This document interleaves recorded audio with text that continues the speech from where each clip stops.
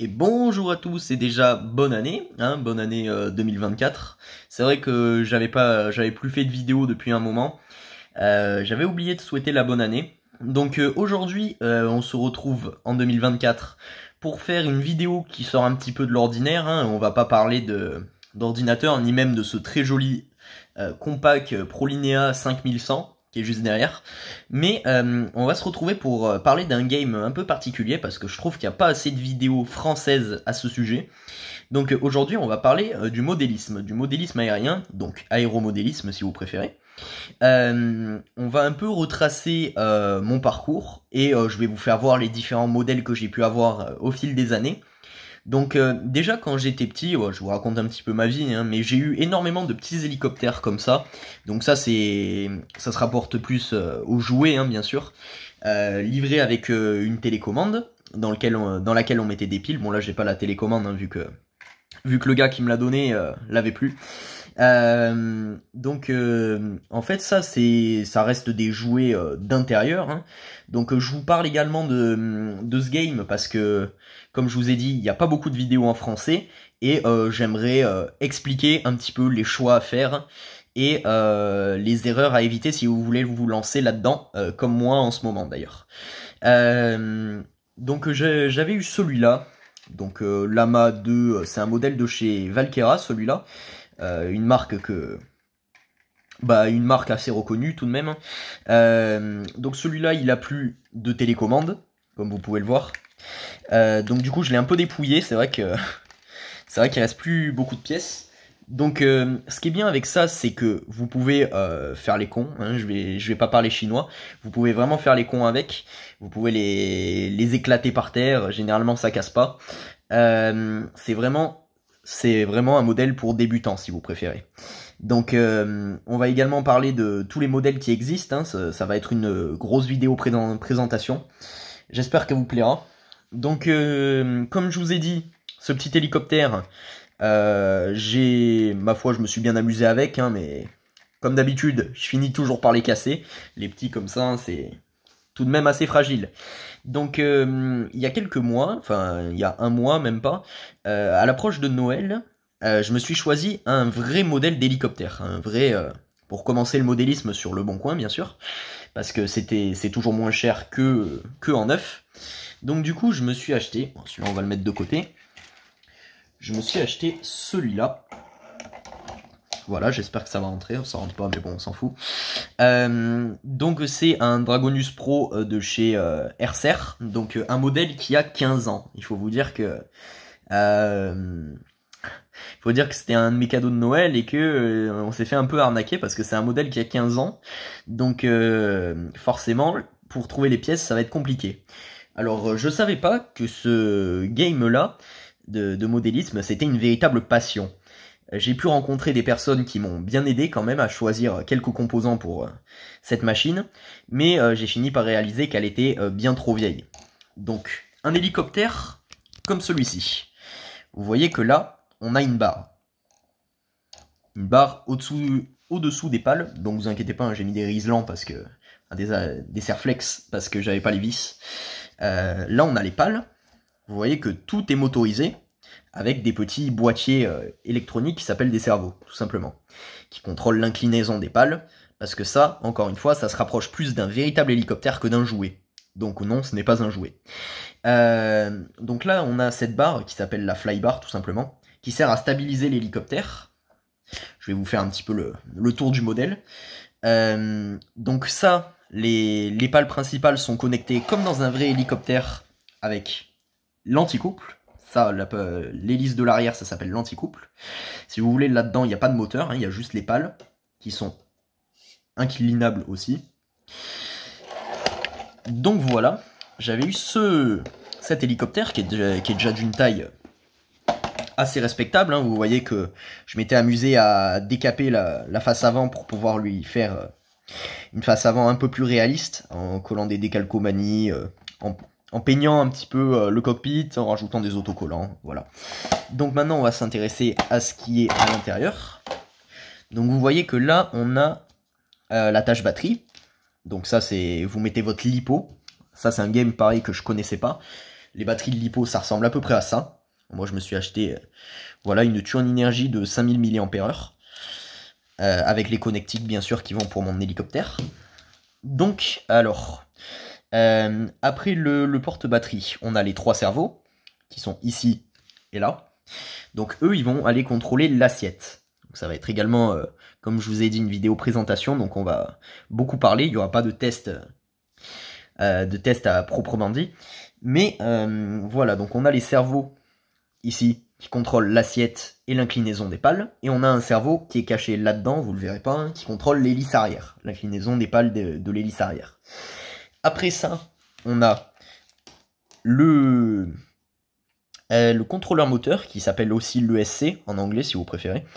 Donc lui, il est relié directement à la batterie, et au moteur. Donc le moteur, on le voit en bleu juste ici, c'est un cylindre bleu. Et franchement, je m'étais acheté ce modèle pour m'entraîner, hein, parce que je sais que les flybars comme ça ne se fait plus, hein, comme je vous ai dit, c'est un très vieux modèle celui-là. Et j'ai pu... je me suis un petit peu entraîné, mais il a jamais volé à proprement parler, quoi. Je me suis juste entraîné pour les réglages, on va dire. Ici, vous avez le gyroscope, qui est un petit peu... c'est un peu une merde à paramétrer, donc bon... j'aurais peut-être dû le faire chez un professionnel, mais le seul magasin de modélisme qu'il y avait dans ma ville a fermé. Déjà depuis 3 ans, donc bon.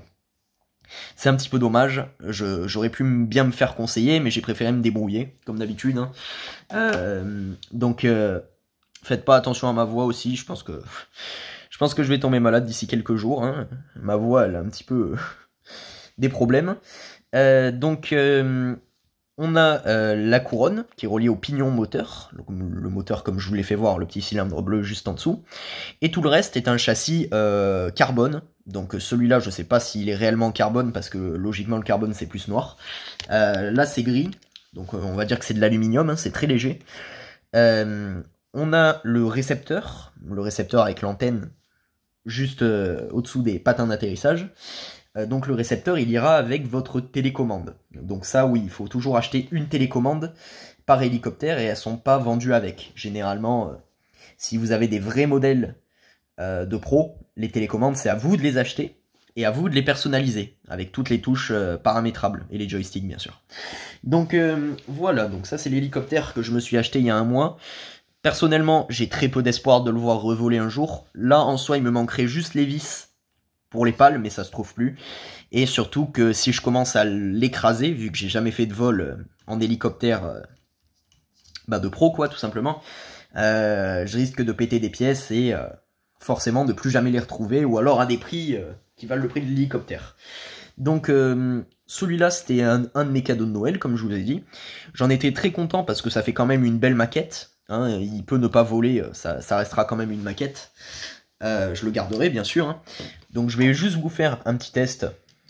On va juste l'allumer avec la batterie. Hein. Logiquement, il ne devrait pas se passer grand-chose. Vous voyez, on a eu l'initialisation des cerveaux.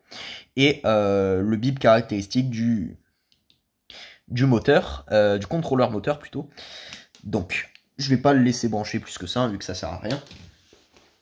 Voilà, donc ça c'est le premier hélicoptère réellement professionnel que j'ai eu. Mais voilà, je pourrais peut-être jamais le faire voler. Et si je le fais voler, il faudra que j'y fasse extrêmement attention. Donc maintenant, on va mettre ça de côté. Et je vais vous parler du 3e modèle, oui, parce que j'en ai un 3e. Alors, comme je vous ai dit, mémorisez bien la taille de ce petit truc. Hein. Voilà, vous voyez, ça tient dans ma main, c'est tout petit, quoi. Déjà, je vais vous faire voir la télécommande que je me suis prise. Voilà. Donc, une télécommande de même marque que le récepteur que je vous ai fait voir à l'instant. Hein. Une Graupner MC10, Graupner Junior. À batterie, voilà. Donc là encore, j'ai eu de la chance de trouver cette télécommande à très bas prix, mais malheureusement, j'ai bien l'impression que la batterie est cuite, parce que oui, elle s'allume, mais elle tient 5 minutes, même pas. Donc c'est simplement inutilisable. Heureusement que c'est adaptable, on peut mettre des piles à la place de la batterie, et là, bien sûr, ça tient beaucoup plus longtemps. Donc bon, cette télécommande, elle manque un petit peu de fonction, hein. Vous voyez qu'il y a un interrupteur là, je sais pas trop à quoi il sert. Si vous avez des conseils, bien sûr, à me donner, hein, n'hésitez pas, ce serait vraiment très sympa. Donc ça c'est le port de charge. Et ça, j'ai eu de la chance de les trouver avec ces quartz, parce que ça vaut 10 € l'unité. C'est très cher pour des petits boîtiers. Je vais essayer de vous le sortir, hein.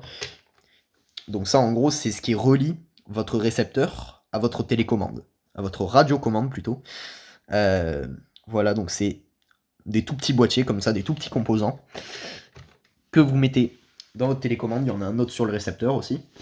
Donc voilà, ça c'est la télécommande que j'ai pu avoir avec sa très longue antenne, que je vais pas déplier parce que ça sert à rien, avec ses câbles pour pouvoir la mettre autour du cou. Voilà, donc ça c'est la télécommande que j'ai eue. C'est prévu que j'en ai une autre qui va arriver. Donc une autre qui sera un peu plus moderne, parce que pareil, ça c'est une vieille télécommande.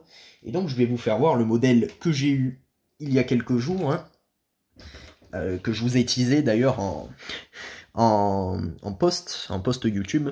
Donc lui, on va l'écarter, on va le mettre sur le côté, et je vais vous faire voir, parce que là c'est un autre game, encore une fois. Voilà, bon, vous pourrez constater que c'est un tout petit peu plus gros. Un tout petit peu. Alors c'est clairement énorme. C'est une vraie marque, comme vous pouvez le voir, hein, parce que Dragonus 2, enfin bref, c'était... Encore une fois, c'est une marque qui n'existe plus, donc pour trouver les pièces, ça risque d'être dur. Donc on a cette fois-ci un hélicoptère qui est full à ligne. Donc vous allez me dire aussi en question pourquoi j'ai pas pris des avions, parce que les avions, je crois que c'est plus simple à piloter. Mais en gros, moi, depuis que je suis petit, encore une fois, j'ai les hélicoptères comme ceux-là, là, comme celui-ci, j'ai dû en avoir au moins une centaine quand j'étais petit. J'adorais ça et c'est ce que j'ai toujours fait voler. C'est ce qui m'a toujours fait le plus m'éclater, donc du coup, j'ai préféré continuer dans les hélicoptères. Donc j'ai de la chance que dans ma ville, il y ait encore un club de modélisme, hein, c'est le seul, malheureusement, il n'y en a qu'un seul. Mais je vais pouvoir m'entraîner avec ça et demander des conseils à des pros. Je vous ai pas dit, hein, mais l'autre hélicoptère, on m'a dit justement, parce que si j'attendais de le faire voler, j'aurais encore dépensé de l'argent dedans. Et j'aurais pris le risque de plus jamais retrouver les pièces. Donc du coup, j'ai préféré m'acheter, en vendant des choses sur le bon coin, en économisant un petit peu, j'ai pu m'acheter ce magnifique hélicoptère. Donc ça, c'est... Comme vous pouvez le voir, c'est un peu énorme. Et il a la particularité d'être flybar-less. Donc ça, c'est une particularité sur celui-là. Vous voyez la taille des pales, c'est un petit peu abusé. Flybarless, alors qu'est-ce que ça veut dire? Vous vous souvenez de la barre qui est entre les pales sur l'autre? Et ben elle est tout simplement absente là-dessus. Ça veut dire que l'hélicoptère se stabilise moins, mais qu'il peut faire plus de figures et plus d'acrobatie aérienne, des loopings, des tourner sur lui-même, des choses comme ça, quoi, des choses très fun. Donc j'ai pris le risque également de m'acheter ce gros modèle parce que c'est compliqué à piloter. Mais c'est également prévu que je m'entraîne en simulateur. Donc je vais commencer le simulateur dans pas très longtemps là, avant de faire voler ce gros bébé. Bon, de toute façon il vole pas, hein. Il manque encore un boîtier, le boîtier flybarless justement, qui sert à un petit peu vous aider, quoi, à manier vos cerveaux. Vous voyez un peu la taille des cerveaux, hein. Pareil, hein, c'est tout simplement énorme. Donc si on enlève la coque, ben on voit un petit peu les mêmes caractéristiques que l'autre, hein, avec une batterie qui est cette fois bien plus grosse. Et vous l'enlevez, et bien plus simple à enlever aussi, avec des scratchs. Donc une Zippy compacte, je sais pas ce qu'ils trouvent de compact à ça, mais bon, 4500, donc peut-être 4500 mAh, qui est quand même beaucoup plus large, avec des connecteurs différents, pareil. Excusez-moi.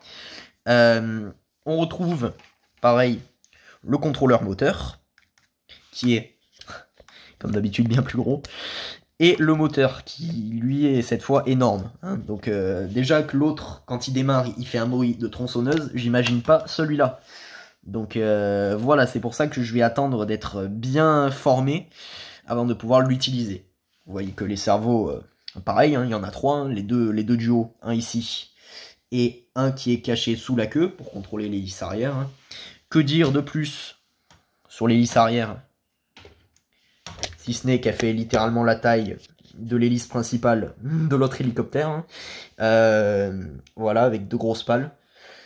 Pareil, il n'y a pas de moteur, hein, il y a un arbre de transmission qui passe tout le long du tube. Comme dans un vrai hélicoptère, en fait, si vous voulez. Hein. L'anticouple, ça se passe à peu près de la même façon. Avec une couronne, pareil, hein, énormissime. Et cette fois-ci, un châssis qui est full carbone.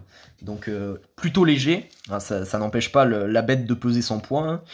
Hein. Donc faut savoir qu'il y a également 2 types d'hélicoptères. Hein. Il y a les thermiques et les électriques. Bon, moi j'ai préféré prendre un électrique parce que le thermique, je me sentais pas de l'entretenir. C'est-à-dire qu'un thermique, tu vas l'acheter, tu vas faire à peu près 90 heures de vol, et ensuite il faudra changer ton piston et ton cylindre, comme dans une motocross si vous préférez. Donc oui, j'ai préféré prendre un électrique. Donc malgré tout, ça reste un hélicoptère de professionnel aguerri, hein, qui peut voler qu'en extérieur. Ça, si j'essaye de le faire voler dans ma chambre, il y a des chances qu'il me coupe la tête avec ses pales comme ça. Donc voilà, j'attendrai d'être bien formé et d'être en extérieur. J'ai de la chance d'avoir des amis qui bossent là-dedans, hein, des amis d'ailleurs. Le vendeur qui m'avait vendu celui-là à l'époque, c'est un passionné de modélisme aussi. Donc ce sera lui qui m'apprendra, je pense, à faire voler cet engin. Donc pareil, le récepteur, hein, avec l'antenne que j'ai enroulée autour du pied. J'ai mis le récepteur qui va avec la télécommande, hein, vu que l'autre hélicoptère, comme je vous ai dit, je vais peut-être le déconstruire ou juste le garder en maquette, quoi, mais il y a plus trop de chances qu'il vole. Donc voilà, c'était la présentation de ces 2 hélicoptères, la présentation de ma seconde passion, si vous voulez. Si toutefois vous avez des questions, n'hésitez pas à les poser en commentaire. Hein. Moi, en tout cas, j'ai mis longtemps à savoir certaines choses, notamment comment paramétrer les cerveaux. Parce que vous voyez que les cerveaux, là-dessus, ils sont débranchés. Parce que là, il y a un petit module que j'ai commandé, qui est le module Flybarless, justement, qui va permettre de stabiliser les pales et de paramétrer votre hélicoptère à sa guise. Donc il faut savoir que ça également, j'ai de la chance de le trouver complet monté. Bon, bien sûr, j'ai pas le module, j'ai pas la radiocommande, mais j'ai eu de la chance de quand même le trouver monté à ce prix-là. Parce que, en fait, quand vous achetez vos hélicoptères, ils ont rien. Ils ont pas de moteur, pas de module, pas de pale, pas de cerveau, rien du tout. Juste la carrosserie, si vous voulez. Et puis ensuite, c'est à vous de tout acheter. Parce que le but du modélisme, c'est de construire votre machine et de la personnaliser à votre guise. Donc bon, j'ai eu celle-là qui était déjà construite, hein, parce que je me sentais pas de construire un truc aussi gros. Même si j'aurais pu le faire, hein, parce que il est quand même arrivé démonté, il n'y avait pas le tube de queue, il n'y avait pas les pales. J'ai quand même réussi à tout remettre, hein, vu que je suis un minimum intelligent quand même. Donc voilà, c'était pour vous présenter cet hélicoptère que je vous avais teasé. Hein. Les vidéos en vol, vous en aurez certainement. Hein, dès que je saurai un petit peu faire voler ce truc, je vous préviendrai soit en post, soit en vidéo. En attendant, je sais pas ce qui pourrait arriver comme autre vidéo, parce que je vous ai un petit peu tout fait voir niveau ordinateur. Donc il me reste le compact ProLinea, mais bon, vous l'avez vu. J'ai bien un petit Dell dimension quelque chose à vous présenter là, mais voilà quoi, j'ai rien de spécial. Vous voyez que pareil, les cerveaux ils bougent, hein, ce qui est logique pour pouvoir en fait, ça c'est comme si c'était les ailerons de votre avion, si vous voulez. Donc voilà, c'était pour vous présenter ce rêve de gosse un petit peu, hein, oui, parce que ça je rêve d'en avoir un depuis que je suis gosse, d'hélicoptère comme celui-là. On peut constater, hein, la taille de la carrosserie, ça passera jamais en plus. C'est complètement énorme. Je crois que le poids de cette machine, c'est 4 kg quand elle a la batterie, et quand il est complet. Voilà. Donc j'espère que la vidéo vous aura plu. N'hésitez pas à me dire si ça vous plaît également, ce game. Mais moi, je trouve ça absolument magnifique quand ça vole. Hein. N'hésitez pas à taper hélicoptère radiocommandé à ligne figure. Et vous verrez que les gars avec, ils font des loopings, des trucs. C'est complètement fou ce qu'ils arrivent à faire avec. Donc je vous ai pas précisé le modèle. Hein. C'est un T-Rex 550E, si ça existe. Donc taille 500. Ce qui explique pourquoi il est énorme. Voilà, donc moi je vous dis à la prochaine. J'espère que votre année se déroulera bien. Et peut-être que d'ailleurs la prochaine vidéo sera un récapitulatif de l'année 2023, de ce que j'ai eu comme succès et de ce qui s'est passé en tournant chez moi. Donc encore une fois, bonne année, n'hésitez pas à liker et à vous abonner, et moi je vous dis à plus.